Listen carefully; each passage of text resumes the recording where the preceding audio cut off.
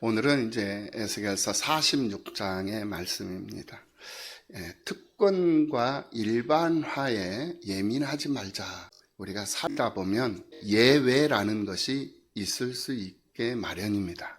이것을 우리는 이제 특권이라고 얘기를 하죠.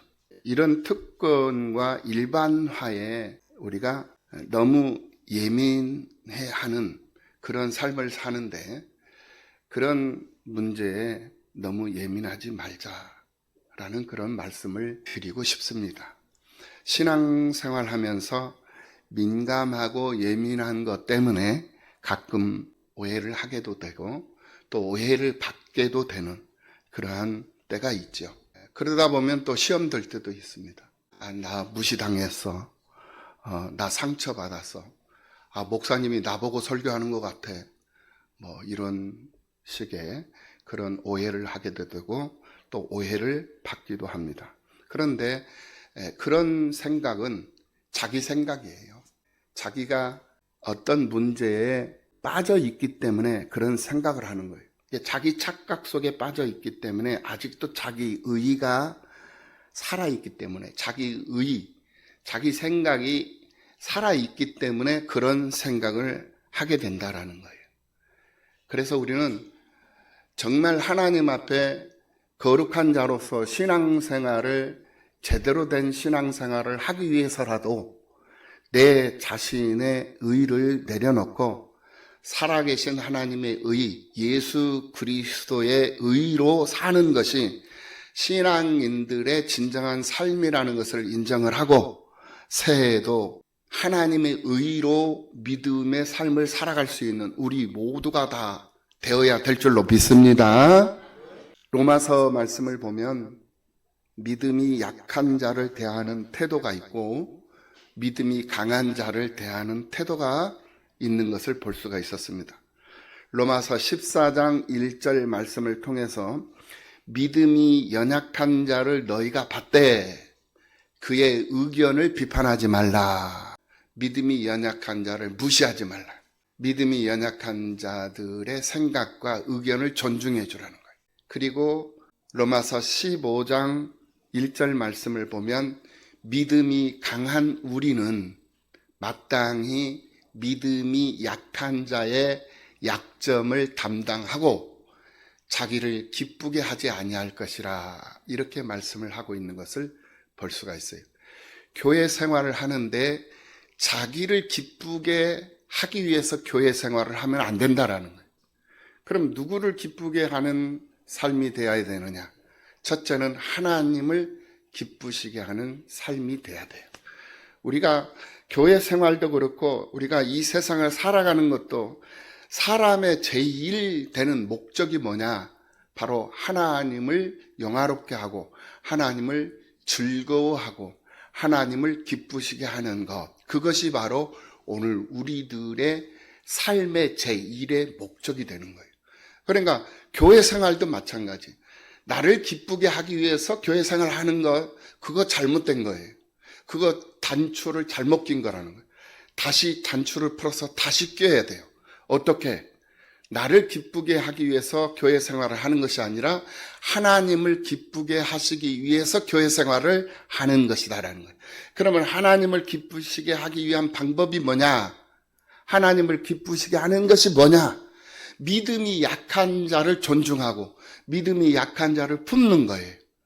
그리고 자기 중심적인 삶을 살아가고 자기 중심적인 해석을 하는 것이 아니라 하나님 중심, 교회 중심적인 해석을 하면서 그 일에 쓰임받는 것이 기쁨이 되고 그 일에 참여하는 것이 즐거움이 되고 나의 행복이 되는 그런 삶을 살아가는 것이 정말로 단추를 제대로 꿰고 자기에게 맞는 옷을 입고 믿음의 삶을 살아가는 사람들의 모습이다 라고 말할 수 있을 것이다 라는 것입니다. 그렇기 때문에 신앙생활을 하면서 믿음이 약한 자나 믿음이 강한 자나 예외 규정, 특권으로 보여지는 것 때문에 시험 들거나 상처받는 일이 있어서는 아니 된다라는 것을 우리는 알아야 된다. 왜 그러느냐? 믿음이 약한 자의 의견을 존중하고 비판하지 말고 받으라는 것, 그 자체가 바로 예외 규정이 될 수 있기 때문에 그렇다라는 거예요. 그렇기 때문에 예외 규정 때문에 내가 오히려 또 소외됐다, 내가 무시당했다, 이런 생각을 해서는 아니 된다라는 거예요. 왜? 나를 기쁘게 하는 삶이 아니라 하나님을 기쁘게 하는 삶이 되어야 되기 때문에 그렇다라는 거예요. 오늘 본문 46장 말씀에서는 군주, 통치자, 왕, 이런 사람들을 대상으로 하시는 말씀이 오늘 본문의 말씀인데요. 이런 사람들이 외예적인 사람들이다, 특별한 사람들이다, 이런 사람들을 어떻게 생각해야 할 것인가? 결론부터 말씀을 드리면 예외적인 사람은 외예적으로 받아들이고 우리는 본질에 충실하면 된다라는 그런 결론적인 말씀부터 먼저 드립니다. 자꾸 불필요한 것에다가 신경을 쓰고 시험 드는 일들이 많이 있는데 전반적인 그런 흐름을 보고 흘러가는 상황을 보면서 본질에서 벗어나지 않는 그런 믿음의 삶을 살아가는 것이 자기 믿음을 지키는 슬기로운 것이고 지혜로운 것이다 라고 생각을 해볼 수가 있을 것입니다. 1절에서부터 8절까지 이 말씀을 통해서 예외적인 것에다가 신경 쓰지 말라는 거예요. 왜 저 사람은 특별하지? 나는 이렇게 주방에서 이런 일을 하는데 왜 저 사람은 가만히 앉아서 그냥 커피나 마시고 잡담이나 하고 그렇지? 이런 특별한 어떤 예외적인 상황, 자기를 그 예외적인 상황에다가 가둬놓고 생각하지 말라는 거예요. 성전 동문은 하나님께서 들어오는 문이고 북문이나 남문은 백성들이 들어오는 문이에요. 그런데 오늘 본문을 보니까 군주만은 예외적으로 동문으로 들어가도 된다라는 그러한 말씀이 있더라는 거예요. 이것을 예외 규정이라고 하는데 왜 이런 예외 규정을 두셨느냐? 살다 보면은 이런 예외 규정도 있을 수 있다라는 것을 알아야 된다.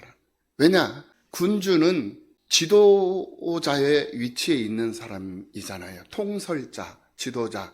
그래서 지배자라고도 할 수도 있고 통솔을 하는 리더자라고도 할 수 있습니다. 그러니까 그 어떤 단체 전체를 리더를 하고 이끌어가는 과정에서 따라가는 내 위치와 나를 이끌어가는 위치는 다를 수 있다는 거예요. 그렇기 때문에 특별한 규정, 예외 규정도 있을 수 있다는 것을 이해를 하고 들어가라는 거예요. 그걸로 인해 가지고 시험 들고 그걸로 인해 가지고 그 문제를 해결하지 못하면 본인이 직접 그 위치로 올라가 보면 그것을 알게 된다는 거예요. 그러니까 그 사람의 입장에 서보지 않는 한 그 사람에 대해서 평가하지 말라는 거죠. 그래서 예외 규정이라는 것을 인정을 하고 들어가라는 거예요.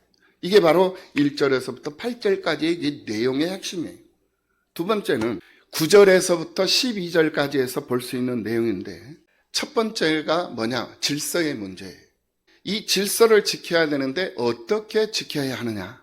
들어왔던 문으로 도로 나가지 말고 북문으로 들어온 사람은 남문으로 나가고 남문으로 들어온 사람은 북문으로 나가고 그러니까 들어왔던 문으로 다시 돌아서 나가지 말고 그 몸이 앞으로 행한 대로 나가라.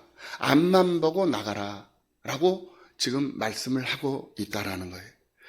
되돌아가지도 말고 좌우로 치우치지도 말고 앞만 보고 나아가라. 이것이 하나님 나라의 질서다라고 지금 말씀을 하고 있다라는 거예요. 고린도전서 14장 32절 말씀을 보면 예언하는 자들의 영은 예언하는 자들에게 제재를 받나니 하나님은 무질서의 하나님이 아니시오 오직 화평의 하나님이시니라. 모든 성도가 교회에서 함과 같이 이렇게 말씀을 하고 있는데요. 무질서의 반대말은 질서죠. 그런데 오늘 본문에서는 무질서의 하나님이 아니라라고 하면서 질서의 하나님이시니라 이렇게 말씀을 하셔야 되는데 화평의 하나님이시라 라고 말씀을 하고 있다라는 거예요. 이것은 질서가 유지가 되면 화평이 오게 되어져 있다라는 그러한 말씀이 되는 거예요. 그러니까 오직 화평의 하나님이시니라, 이 말씀은 질서가 전제되어져 있는데 우리 눈에는 보이지 않을 뿐이에요. 그러니까 무질서의 하나님이 아니라 질서의 하나님, 화평의 하나님이시니라, 이렇게 말씀을 하고 있는 내용의 말씀으로 우리가 해석을 해볼 수 있다라는 거예요. 주변이 어수선하고 신경질 나고 짜증이 나는 것은 자기 마음속에 질서가 깨져 있다, 질서가 깨졌다라는 거예요. 자기 자신에게 세워져 있는 질서가 깨졌고 지금 현재 함께 머무르고 있는 그 상황 속에서의 질서가 깨졌다라는 신호다라고 우리가 생각을 해볼 수가 있어요. 왜 평화롭고 은혜롭고 왜 감동적인가? 바로 질서가 유지되고 있기 때문에 평화로운 것이고 감동적인 것이고 은혜로운 것이 되는 거예요. 그래서 예배를 드리는 것도 질서 있는 예배를 드려야 화평이 따르는 것이고 은혜가 임하는 것이고 감동이 임하는 거예요. 그래서 예배를 드리는 것도 질서 있게 예배를 드려야 하는 이유가 바로 여기에 있는 거예요. 9절 말씀에서 말씀하시는 것처럼 북문으로 들어온 사람은 남문으로 나가고 남문으로 들어온 사람은 북문으로 나가고, 자기가 들어온 문으로 돌아서 가지 말고 그냥 쭉 앞으로 나아가라, 일방통행을 하라. 그래야 성전 안에서 엉키지 않고 꼬이지 않는다라는 그러한 내용의 말씀이 되는 거예요. 그러니까 자꾸 우왕좌왕 하지 말라는 거예요. 자꾸 일을 꼬이도록 하지 말라는 거예요. 그러면 무질서해 버리고, 그러면 그 순간이 혼란이 와버리고, 그것 때문에 은혜가 떨어져 버리고 감동이 떨어져 버리는 거예요. 본인만 문제가 아니라 모든 사람들에게 있어서도 문제가 되는 것이다 라는 거예요. 그런데 가끔 가다가 일방통행을 하지 않고 직진으로 나가지 않고 되돌아가는 그런 사람들이 있어요. 왔다가 왔던 문으로 다시 나간다라는 거예요. 이런 것들 때문에 전체가 꼬여버리는 것이고 질서가 깨져버리는 것이다. 그래서 왔던 길로 되돌아가는 것은 하나님의 말씀을 대적하는 것이 돼버리는 것이고 하나님의 일을 해방하는 해방꾼이 되는 것이다. 신앙은 앞만 보고 가는 것이라고 그랬습니다. 좌로나 우로나 치우치지 아니하고 뒤돌아보지도 아니하고 결국 앞만 보고 가야 된다. 그래서 뒤돌아봄으로 인해 가지고 소금 기둥이 되어버린 여인이 있습니다. 그 여인은 바로 롯의 아내였죠. 소돔성을 탈출할 때 뒤돌아보지 말랬더니 두고 온 집과 재산들이 너무 마음에 걸려서 자기도 모르는 사이에 뒤를 돌아보고 말았던 이 롯의 처, 그는 결국 소금 기둥이 되고 말았다는 것입니다. 또 하나 문제가 뭐냐? 자원하여 드리라는 거예요. 첫 번째는 질서가 있어야 된다. 두 번째는 자원해야 된다. 인색하거나 억지로 하지 말고 자원하는 마음으로 하라는 것. 이것이 바로 하나님 나라의 질서가 되는 것이다. 그리고 세 번째로는 오늘 본문 13절에서 14절의 내용인데요. 상번제를 드리라라는 말씀이에요. 상번제를 드려라. 이 상번제라는 것은 뭐냐? 바로 아침 저녁으로, 아침에도 제사를 드리고 저녁에도 제사를 드리는 것. 이것이 바로 상번제인데, 이것은 매일매일 아침 저녁으로 하나님 앞에 기도를 드리는 거예요. 그러니까 지금 우리는 구약시대 때는 제사를 드렸지만 우리는 예수 그리스도의 이름으로, 예수님을 어린 양으로, 그래서 그를 제물 삼아서, 그래서 하나님 앞에 제사를 드리는, 이것이 바로 예배거든요. 그러니까 예배의 핵심 요소가 3대 요소인데 바로 말씀과 기도와 찬송이거든요. 그래서 우리가 아침에도 하나님 말씀 보고 기도하며 찬송하고, 밤에도 하나님 말씀 보며 기도하며 찬송하고, 이게 바로 상번제. 그런데 다니엘은 하루에 3번을 그렇게 했어요. 포로로 잡혀갔음에도 불구하고 포로 생활 가운데서도 그 어떤 것 하나도 녹록지 않는 그런 상황 가운데 놓여져 있는 상황 속에서도 다니엘은 자기의 방문을 열고 예루살렘 성전을 향해서 아침, 점심, 저녁으로 정확한 시간을 정해놓고 매일 상번제를 드렸던 그 신앙, 그로 인해 가지고 3번의 정권이 바뀌었지만 그럼에도 불구하고 다니엘은 총리가 되어서 하나님 나라 영광을 돌리며 하나님을 기쁘시게 하는 삶을 살았던 것을 볼 수가 있어요. 오늘 우리들 같으면은 아이고, 내가 포로 생활에 이렇게 하는데 내가 무슨 정신으로 기도를 하고 무슨 정신으로 예배를 드리고 무슨 정신으로 제사를 드려, 그럴 정신이 어디 있어? 그러면서 그 믿음을 포기해버리지 경우들이 있을 수도 있다라는. 그런데 다니엘과 같이 견고하고 분명한 그런 신앙은 어떠한 상황에 개의치 않는 그런 믿음의 삶을 살았다라는 거예요. 병들었어도 하나님을 찬송하고, 건강해도 하나님을 찬송하고, 내가 힘들어서 방구석에 누워있다 할지라도 그래도 하나님의 영광을 위해서라면 내가 일어나야 되겠다라는 그런 의지를 가지고 하나님 앞에 예배자로 부족함이 없었던 다니엘의 모습이었다라는 거예요. 하나님을 기쁘게 하는 모습이었다라는 거예요. 그러니까 절대 낙심하지 않고 절망하지 않고 포기하지 않는 것. 어떤 상황에서도 말입니다. 그것이 바로 다니엘의 신앙이었다.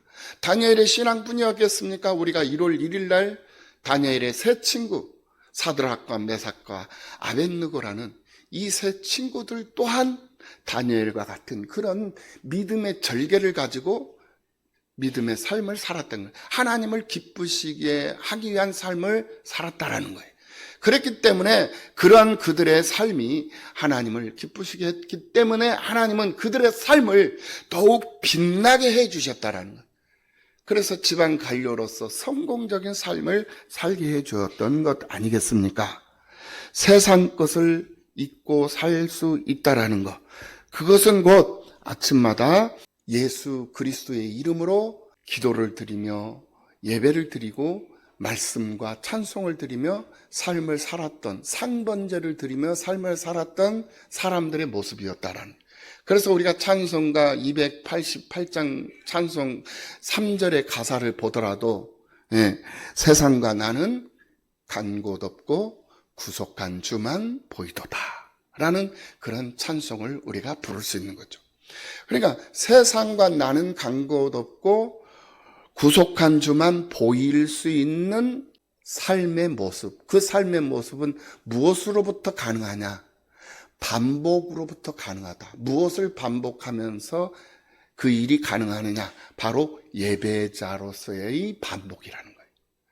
그러니까 내가 주일 하루 예배를 드리는 것으로 족하면 안 돼요. 우리는 날마다 예배를 드려야 돼요. 새벽에, 그래서 새벽 예배를 드리고 밤에 잠자리에 들기 전에 성전에 와서 기도하고 밤자리에 들어가고 잠자리에 들어가고. 근데 여러분들 몸이 안 따라주잖아요. 그러면 어떻게 해야 돼요? 머문 자리에서 하면 돼요. 머문 자리에서 그곳을 성전 삼고 그곳에서 예수 그리스도를 대제사장 삼고, 그래 그곳에서 내가 제사장으로서, 그래서 하나님 말씀 보고 말씀 상고하고 찬송가 부르고 찬송 부르고 찬양하고 하나님 앞에 기도하고 잠자리에 드는 거예요. 아침에 일어나서 하나님 앞에 기도하고 낮에 한낮에 기도하고 또 밤에 기도하고. 그 기도할 때 어떤 기도가 나옵니까? 가족들을 위해서 기도하고, 남편을 위해서 기도하고, 아내를 위해서 기도하고, 형제들을 위해서 기도하고, 내게 주신 몸된 교회를 위해서 기도하고, 목사님을 위해서 기도하고, 장로님을 위해서 기도하고, 권사님을 위해서 기도하고. 다 그거 아니겠습니까? 그런데 한 번 기도하면은 기도가 안 나와. 뭘 기도를 해야 될지를 몰라. 그런데 그 기도가 자꾸 반복하고 습관적으로 반복을 하다 보면요, 기도하는 시간도 늘어나요. 기도의 폭이 이만큼 있던 그 기도의 폭이 커지는 거야. 그러면은 1분 했던 기도가 2분으로 늘어나고 3분으로 늘어나고. 왜? 기도를 하다 보니까 할 것들이 많이 생각이 나는 거야. 기도할 것들이. 그래서 3분으로, 그래서 30분으로 늘어나고 1시간으로 늘어나고, 침상에서 잠들기 전에 잠깐 기도하고 자야 되겠다 했는데 새벽을 맞아 밤새도록 기도했다라는 거예요. 그것이 바로 옛날에 신앙생활을 했던 믿음 좋은 권사님들의 믿음, 장로님들의 믿음이 그런 믿음들이었어요. 오늘날 같이 이렇게 세상 편리한 삶을 살아가는 우리들의 삶의 이 모습 속에서 모두가 다 바쁘고 분주하잖아요. 그런 가운데서 정말 다음은 10분이라도, 다음은 1, 20분이라도, 다음은 2, 30분이라도 하나님 바라보면서 하루의 삶을 되돌아보고, 그러면서 자신의 환경, 자신의 가족, 자신의 가정, 자신의 일터, 사업장, 직장, 자신에게 맡겨주신 교회들을 위해서 기도한다라고 생각해 봐요. 이게 바로 상번제라니까요. 이게 바로 나를 기쁘게 하는 것이 아니라 하나님을 기쁘게 하는 거라니까요. 나는 그냥 기도 안 하고 그냥 이불 속에 이불 뒤집어 쓰고 그냥 잠들어 버리고 싶어. 그런데 하나님 그렇게 하지 말래. 기도하래. 그래서 기도하는 거예요. 10분이고 20분이고 30분이고. 아침에 일어나서 새벽 기도가 나오고 싶은데 몸이 안 따라주니까, 그러면은 침상 위에서라도 그냥 이불 뒤집어 쓰고 하는 것이 아니라 이불 단정하게 딱 정리정돈 해놓고, 침상 자리 정리정돈 해놓고 그 침상 위에서 무릎 딱 꿇고 엎드려지라는 거예요. 하나님 말씀 보고 찬송도 한 번씩 불러보고, 또 하나님 앞에 기도도 해보고, 목사님이 그 단체 톡방에다가 그 찬송가 올려놨으면 그것도 한번 틀어서 들어도 보고, 그래서 목사님이 이런 찬양을 부르기를 원하시는구나, 이렇게 하면은 목사님의 지도도 받아들여서 한 번씩 찬양도 들어보고 또 같이 불러도 보고, 그러면서 하루 일을 시작을 하고, 또 주어진 직장에서 열심히 또 주어진 역할을 또 하고, 되돌아오면 교회 들려서 잠깐 기도하고 또 집에 갈 수 있고, 그 시간이 안 맞으면 집에 들어가서 씻고 모든 것 다 정리정돈을 하고, 그리고 난 다음에 침상에 들어가기 전에 하나님 앞에 담은 5분이라도 담은 10분이라도 기도하려고 하는 이런 마음의 자세, 이게 바로 나를 기쁘게 하는 것이 아니라 하나님을 기쁘게 하는 것이다 라는 거예요. 네 번째로 16절에서 18절까지의 말씀인데요. 이 말씀은 남의 의로 자기의 의를 이루려고 하지 말라. 남의 특권으로 자기의 의를 이루려고 하지 말라라는 그러한 내용의 말씀으로 정리를 해볼 수가 있습니다. 이 말씀은 군주를 향한 내용의 말씀이기도 하죠. 군주는 가진 것도 많고 땅도 많습니다. 그래서 군주는 더 이상 욕심 부리지 말고 자기에게 주신 것 감사하고 만족하라는 그러한 뜻으로 오늘 본문을 기록을 해주고 있는 거예요. 열왕기 상 21장 말씀을 보면은 아합 왕이 왕궁 부근에 나봇이라는 사람의 포도원이 있어요. 그 나봇이라는 사람의 포도원이 탐이 나가지고 그 나봇에게 가가지고 이 포도원을 나에게 팔라라고 그래요. 그러니까 이 아합 왕은 헐값에 그냥 살려고 한 거죠. 샀다라는 명분을 세워가지고. 그런데 나봇은 그게 조상 대대로 내려온 유업이다라는 거예요. 기업이다라는 거예요. 이걸 팔 수가 없습니다. 라고 얘기를 합니다. 그러니까 이 아합 왕이 그것을 갖지를 못해가지고 병이 났어요. 그것을 보고 있던 이 부인이 화가 난 거예요. 이세벨이라는 이 악한 부인이, 아주 독종인 이 부인이 화가 나가지고 나봇을 죽여버리고는 그 포도원을 취해버립니다. 뺏어버립니다. 그 일로 인해가지고 이 아합 왕의 가문이 이제 풍지박살이 나버리는 그런 상황이 와요. 그러니까 자기의 권한을 가지고, 자기의 그 권세를 가지고 선량한 사람들을 아프게 하고 그들의 것을 착취를 하고 빼앗았다? 이거 하나님이 그대로 간과하시지 않아요. 반드시 그것을 하나님께서 보복을 하시는데, 어떻게 보복을 하냐? 그 가정이 풍지박살을 나버리도록 그렇게 보복을 하시더라라는 거예요. 그래서 자기의 것으로 하지 아니하고 남의 것으로 무엇인가를 하려고 하니까 문제가 생기는 거예요. 그래서 오늘 본문의 말씀을 통해서 우리가 교훈을 얻을 수 있는 것은 자기의 것으로 하라. 남의 것으로 하나님의 의를 이루려고 하지 말고 자기의 것으로 해라. 남의 특권으로 자기의 의를 이루려고 하지 말고 내게 있는 것으로 하라. 내가 내 것 가지고 헌신하고 내 것 가지고 봉사하고 내 것 가지고 섬겨라 라는 말씀이에요. 마지막 5번째로 19절에서 24절의 이 말씀은 부엌 이야기예요. 주방 얘기다 말입니다. 주방. 사무엘상 2장 12절 이하의 말씀을 보면은 엘리 제사장의 아들들인 홈니와 비느하스가 나오는데, 이 홈니와 비느하스가 제사장의 아들들이잖아요. 그래서 하나님이 구별해서 주신 것을 먹고 살아야 되는데 하나님이 주신 것 먹지 않고 제사를 드리기 위해서 준비하고 있는 주방으로 들어가 가지고 갈고리로 좋은 고기들을 찍어 가지고 그걸 꺼내서 그걸 먹고 산단 말입니다. 그러니까 이 자식들이 그 자리에서 죽임을 당해요. 홈니와 비느하스, 이 비참하게 죽임을 당합니다. 그러니까 한 번, 두 번으로 끝나는 것이 아니라 계속적으로 이게 습관적으로 이렇게 반복적으로 이렇게 하니까 하나님께서 그거를 보다 못해서 그 자리에서 이 제사장들의 두 아들을 죽여버려요. 그래서 우리는 하나님께서 내게 주신 분량이라는 것이 있어요. 그리고 방금 18절까지의 내용을 통해서 남의 것으로 하지 말고 내 것으로 하라고 그랬어요. 내 것으로 봉사하고 내 것으로 섬기고. 그래서 주방에서 일을 하는 이 사람들이 자기에게 주어진 분량이 있는데 그것을 넘어선단 말이에요. 그리고는 갈고리로 그 제사를 드리기 위해서 준비하고 있는 그 음식들을 찍어가지고 먹어버린다. 그러니까 하나님께서 그걸 그대로 내버려 두시지 아니하시고 그 자리에서 그거를 본보기로 죽여버려요. 이런 엄청난 일이 기록되어 있는 것을 볼 수가 있어요. 또 그것뿐만이 아니에요. 신약시대에 와가지고 누가복음 10장 이하에 보면 여러분들 우리가 잘 알고 있는 마리아와 마르다의 상황입니다. 이 마리아는 예수님을 초청을 해서 자기 집으로 오신 예수님의 말씀을 듣기 위해서 예수님 앞에 앉아 있어요. 그런데 마르다는 혼자 분주한 거예요. 그래서 막 주방에서 그냥 예수님을 조금이라도 맛있는 걸 준비해가지고 예수님을 대접을 하고 예수님을 드시게끔 이 맛있는 음식을 차려가지고 드리게끔 이렇게 하려고 이렇게 분주하게 준비를 하고 있어요. 그런데 가만히 일을 하면서 생각을 해보니까 마리아는 예수님 앞에서 예수님 사랑만 받고 있고 자기는 죽으라고 주방에서 일만 하고 있다 이거예요. 언니 마르다가 신경질 나가지고 예수님 앞에 나와가지고 예수님, 저 마리아 혼 좀 내주세요.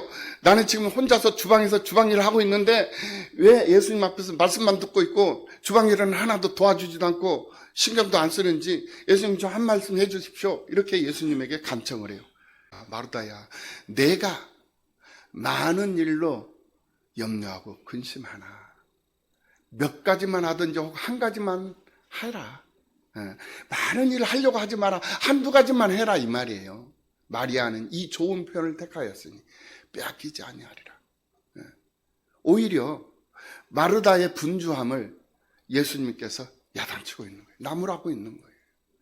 그래, 너 혼자 수고하고 그래 나를 위해서 음식 준비하고 그래 잘하고 있는 거야. 하지만 혼자서 그렇게 분주하고 혼자서 그렇게 애쓰고 힘쓰고 그러지 말고 그냥 한두 가지만 해라. 그냥 간단하게 여기만 그냥 할 수 있게끔만 해라. 그러면 너도 좋고 피곤하지 않고 고단치 않고 중요한 건 말씀 듣는 것이다 이 말이에요. 이게 주방의 문제. 이 말씀을 지금 오늘 본문에서 말씀을 해주고 있는 거예요. 그러니까 그런 것 가지고 시험 들지 말라는 거예요. 내가 살면서 조금 들어온 거, 내게 있는 거 조금 내가 조금 덜 쓸고 내가 조금 덜 먹고 덜 입고 하면서 하나님의 일에 쓰임받고 하나님의 일에 내 것을 들여서 그 일로 인해 가지고 하나님의 기쁨이 나오고 기쁨이 드러나고 하나님의 영광이 드러나는 일이라면 그것이 하나님의 기쁨이 되고 그 기쁨이 내 기쁨이 되고 이것이 우리의 믿음의 삶이라는 것을 우리는 분명히 이 본문 에스겔서 46장 말씀을 상고하면서 이것을 우리가 깨달아 볼 수가 있습니다. 신앙이라는 것은 중심 이동이라고 그랬어요. 내 중심이 이동이 되는 거예요. 어떻게? 예수님 중심으로. 이게 신앙이에요. 나를 중심으로 하던 삶이 예수님을 중심으로 하는 삶으로 바뀌어지더라. 나를 우선하던 삶이 신앙생활을 하다 보니까 나를 우선하지 않고 하나님을 우선하더라. 교회를 우선하면서 내가 살고 있더라. 그 사람의 그 삶의 발자취가 그만큼 빛이 나는 거거든요. 자기의 수고, 자기의 헌신, 이것이 하나님의 기쁨이 되고 하나님 앞에 영광이 되고 하나님의 일에 귀히 쓰임받는 재료가 되고 있다는 이 사실을 여러분들이 기억하시고 새 믿음의 사람들로 부족함이 없는 삶을 살아가는 여러분 모두가 다 되시기를 예수님의 이름으로 축원합니다.